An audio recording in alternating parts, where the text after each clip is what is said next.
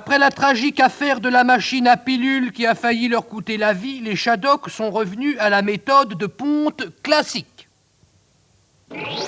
Ce ne fut que petit à petit et qu'à un cas, au rythme de pondage d'un Shadok qui n'avait pas été fait pour ça, que les Shadocks se repeuplèrent.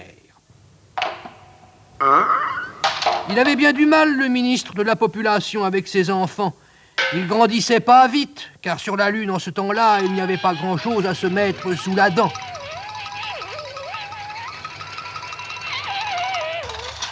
En cherchant, il avait trouvé un vieux haricot qui restait dans le tas de détritus et qui passait son temps à ne rien faire.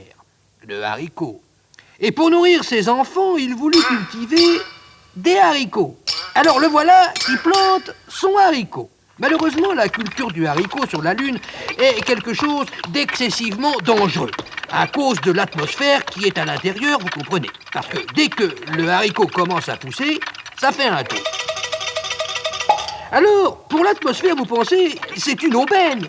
Elle en profite aussitôt pour aller se promener dans le haricot ou tout autre légume qu'on peut mettre à sa disposition. Et voilà le haricot Shadok qui se met à gonfler, et la Lune, pendant ce temps-là, naturellement, à se dégonfler. Et bientôt, les Shadocks n'ont plus rien à se mettre sous les pieds, et cette fois-là encore, ils faillirent périr. Tout ce qui restait à faire, c'était pomper d'arrache-pied pour remettre l'atmosphère dans la Lune. Et tout ça, c'était de la faute aux Shadok population qui, encore une fois, n'avait pas fait son devoir et n'avait pas surveillé ses cultures. Des haricots dans le ciel, gêne, ça le gênait énormément.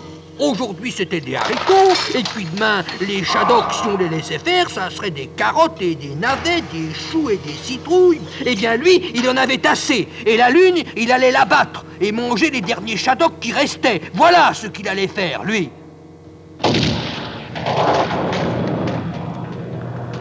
Les Shadocks dirent bien que tout était perdu.